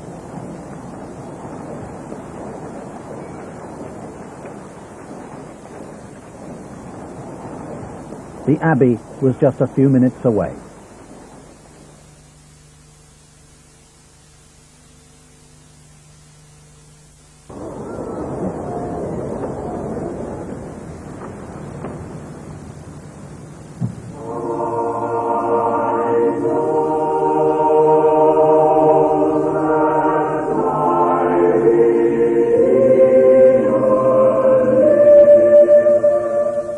At 11 o'clock, the Welsh Guardsmen carried their precious burden gingerly into the Abbey.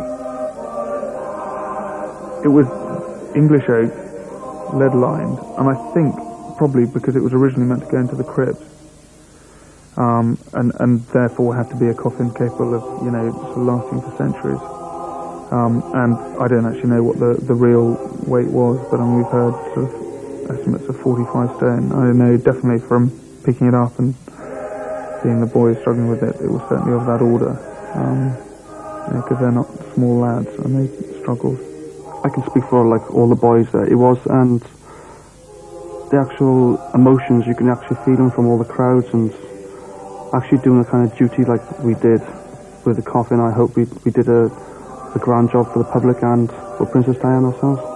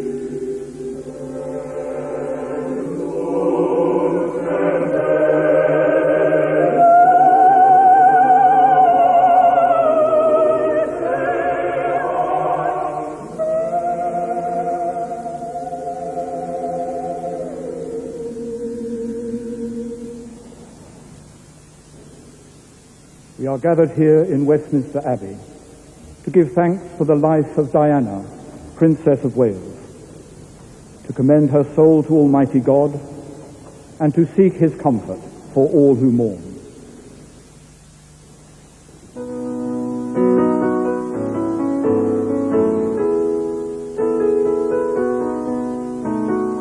Goodbye, England's rose, may you ever grow in our hearts.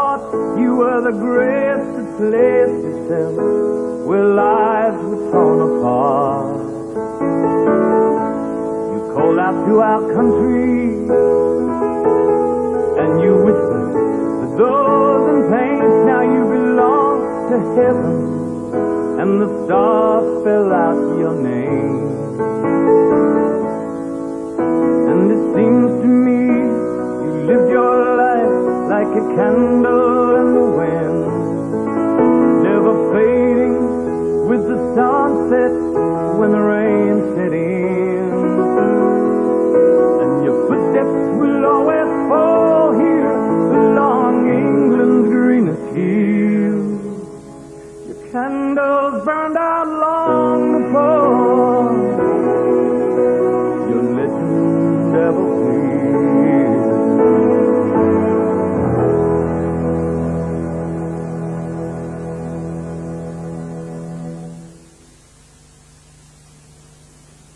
After Elton John, the Princess's brother, Earl Spencer.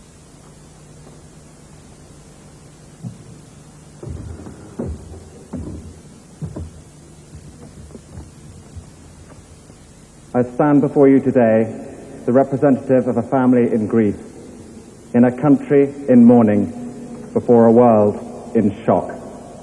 Diana was the very essence of compassion, of duty, of style, of beauty. There is no doubt that she was looking for a new direction in her life at this time. She talked endlessly of getting away from England, mainly because of the treatment that she received at the hands of the newspapers. I don't think she ever understood why her genuinely good intentions were sneered at by the media, why there appeared to be a permanent quest on their behalf to bring her down. It is baffling. My own and only explanation is that genuine goodness is threatening to those at the opposite end of the moral spectrum. It is a point to remember that of all the ironies about Diana, perhaps the greatest was this: a girl given the name of the ancient goddess of hunting was, in the end, the most hunted person of the modern age. She would want us today to pledge ourselves to protecting her beloved boys, William and Harry, from a similar fate. And I do this here, Diana, on your behalf. We will not allow them to suffer the anguish that used regularly to drive you to tearful despair. And beyond that, on behalf of your mother and sisters, I pledge that we, your blood family, will do all we can to continue the imaginative and loving way in which you were steering these two exceptional young men, so that their souls are not simply immersed by duty and tradition, but can sing openly as he planned. I would like to end by thanking God for the small mercies he's shown us at this dreadful time, for taking Diana at her most beautiful and radiant, and when she had joy in her private life, Above all, we give thanks for the life of a woman I'm so proud to be able to call my sister. The unique, the complex, the extraordinary and irreplaceable Diana, whose beauty, both internal and external, will never be extinguished from our minds.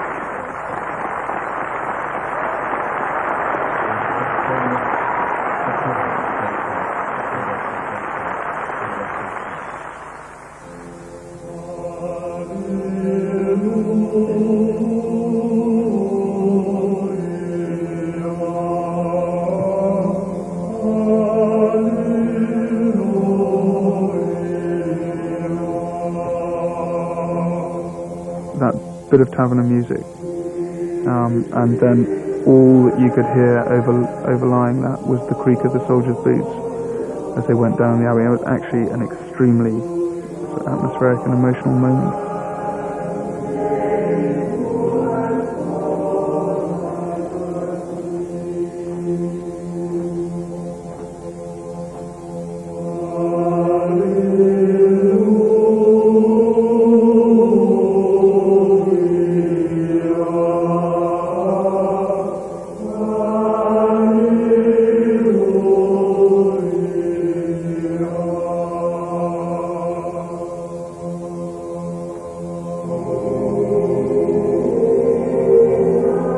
It was very emotional for us. You just had to grin and bear it. And when I actually was marching down to when we picked the coffin up and we were marching down and we come to a halt on Winston Churchill's memorial stone, I actually had a quick glance over to look at Pavarotti, and he was in a hell of a state, and I really felt for him.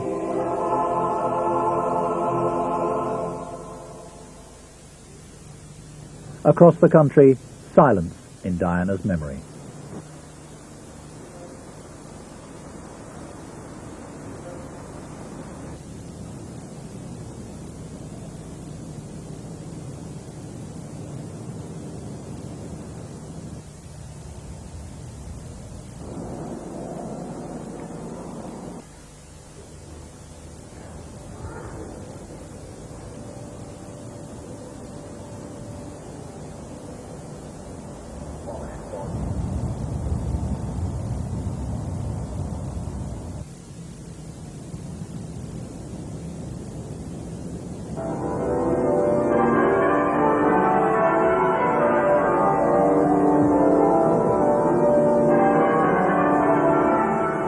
The service over, Diana's body would be taken by hearse for 77 miles to her resting place in Northamptonshire.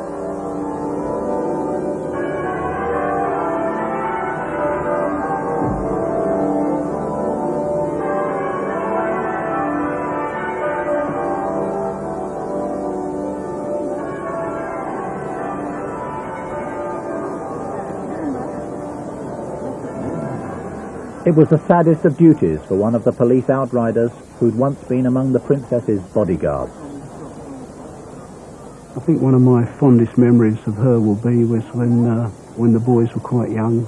They used to jump on the bikes and we used to ride them round inside Kensington Palace. And having just given Harry a ride round the circle on the bike, she stepped up and said, "It's Mummy's turn." And that was one of my favourite recollections of her. That was the sort of free spirit that she was, really. Up through Finchley, the crowds were at their thickest, and I was getting a bit concerned that the people in front of us weren't going to be able to move back because of the crowds pushing forward behind. But it was just like the parting of the waves. They just parted and we moved through. One of the things that, as we set out, people started to throw flowers onto the road.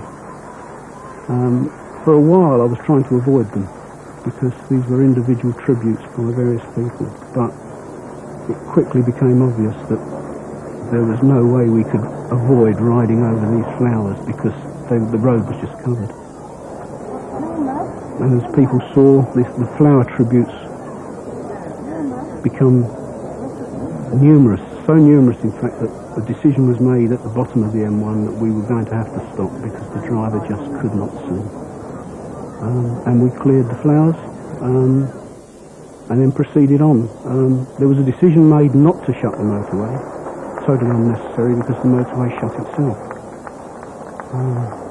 Vehicles were stopped on the southbound carriageway and people standing in the central reservation.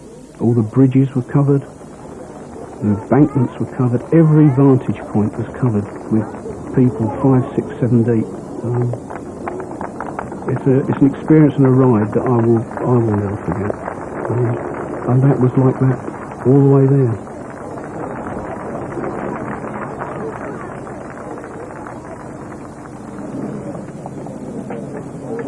The gates of Althorpe. The cameras got no further.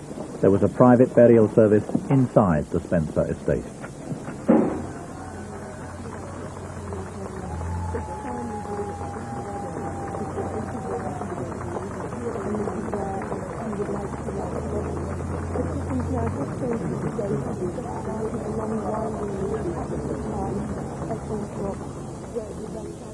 Her brother decided that to prevent the family chapel being overrun by visitors, Diana will be buried on an island in Althorpe Park's lake. There, as one newspaper wrote, she will face the rising sun forever. The emotions unleashed in that week last September may not have touched everyone, but the memories of that strange time will always be with us.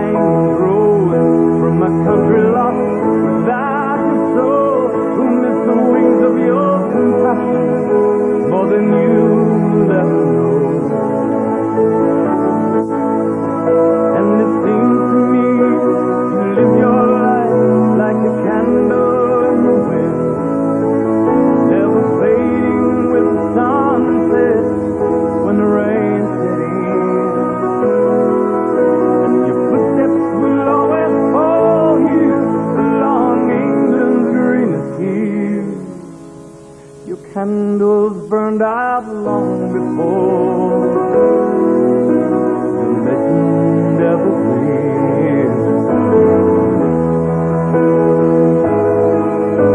Your footsteps will always fall here, the longing lingering here. Your candles burned out long before your legend ever cleared.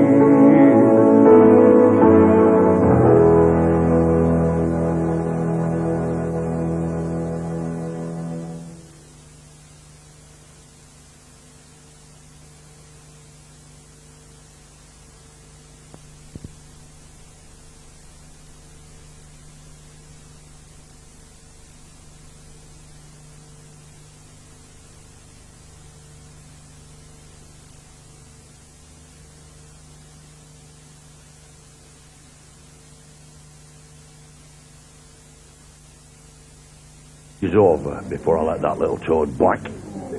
He ain't a dingle no more, he never will be. You can have the wedding anywhere you want, Lisa. But I never want to hear you mention that name again. I'd heard you were back, but I couldn't believe it when you didn't come to see us. I didn't think I'd be welcome, to be honest, Seth. Don't talk daft, lad. Where did you get to? Blackpool. Worked in a hotel out there. And where are you staying now? I don't know yet. Zach said I could stay at the Dingles for another night, but... Well, if you'd rather sleep in that pigsty, that's up to you, but Betty's going to be upset. Thought she was already upset with me for leaving. She speaks her mind when she has to, you should know that, Binar. But you're still the apple of her eye. Has she sent you to find me? Aye. She'd have come a son, but she was too busy getting your dinner on. You didn't tell me you weren't opening tonight, Derek. Of course we're open. Just to be quiet, that's all. Quiet? It's like a ghost ship, the Mary Celeste. I think all your customers are being lost in the Bermuda Triangle. January's always a bad month. Don't suppose you did too well in the tea rooms today? We did a roaring trade, well up on last year. Hi, what is this? I don't see you eating your own food, you know. Serves bin in it. It might help, Eric. Nothing puts customers off more than the sight of an empty restaurant. That's well. Make it look lively, will you? Well, your lunchtime are waiting for you. I couldn't get away. Shame, our own little passion wagon gone to waste. There'll be other times. Forge. Glad to see you broadening your horizons, old boy. Table for one, is it? You're joking, Eric. I want to eat in this dump. I've come to see Beauty and the Beast. What do you want? Tell him that I'm glad that his TV show's been chopped. And maybe now he'll realise he's got no future as a chef. In fact, he's got no future at all. My dad won't have him at his wedding. None of his family will talk to him, so the sooner he leaves Emmerdale, the better.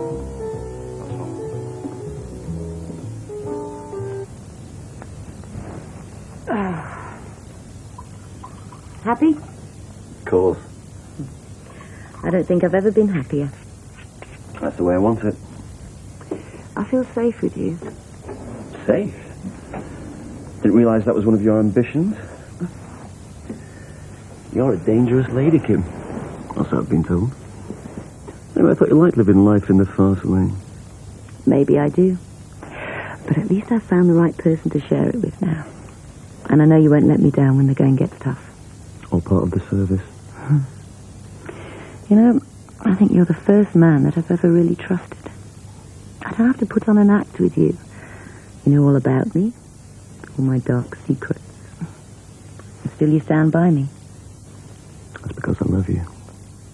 And I love you too. And I can't wait for the wedding. You know, we're going to have a great life together, Steve. Mm-hmm. And now you've seen Daniels off, there's no one to stand in our way.